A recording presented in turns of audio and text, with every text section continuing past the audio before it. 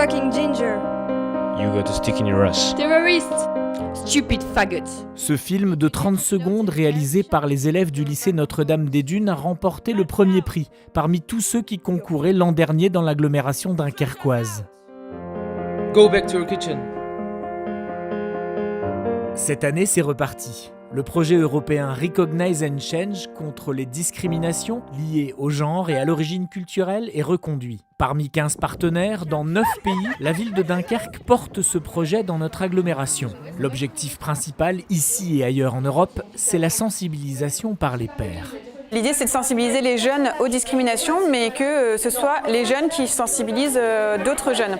Donc, en fait, on travaille avec l'IRTS, donc l'Institut régional des travailleurs sociaux, avec des étudiants en filière d'assistants de service social qui sont formés pour intervenir dans les classes de lycée et de collège. On va former ces jeunes lycéens, donc on en a 250 sur le territoire. Et l'idée, c'est qu'ils deviennent eux-mêmes des ambassadeurs au sein de leur établissement pour sensibiliser d'autres élèves, mais surtout pour sensibiliser au niveau du territoire. Ils sont en train de réaliser des vidéos de sensibilisation, donc c'est des spots très courts qui durent entre 30 et 60 secondes. On va avoir un jury qui va se réunir, qui va choisir les meilleures vidéos qui vont être utilisées ensuite pour communiquer sur le territoire et pour sensibiliser les habitants du territoire dunkerquois. Il faut qu'on comprenne de quoi parle votre vidéo. Les étudiantes, futures assistantes sociales, plutôt habituées aux entretiens individuels, s'adressent ici à des groupes de lycéens et portent plusieurs casquettes, une formation et un échange gagnant-gagnant.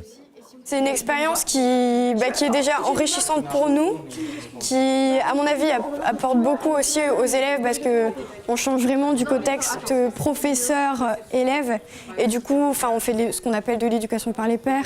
Donc du coup, la parole est vachement favorisée. On est un petit peu multifonction, on fait des activités, de l'animation, mais c'est avant tout un échange, créer une réflexion.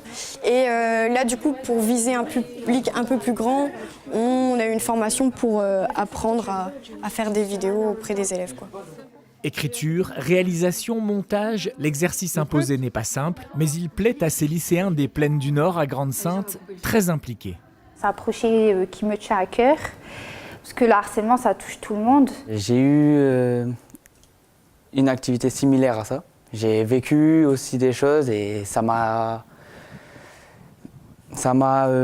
impliqué dans le projet parce que je le voulais. On voit des événements qui arrivent tous les jours devant nous et des fois il y en a qui n'interviennent pas et souvent ça aggrave la chose. Si on gagne le projet français, on sera inclus dans le projet international et moi, je trouve ça chouette personnellement.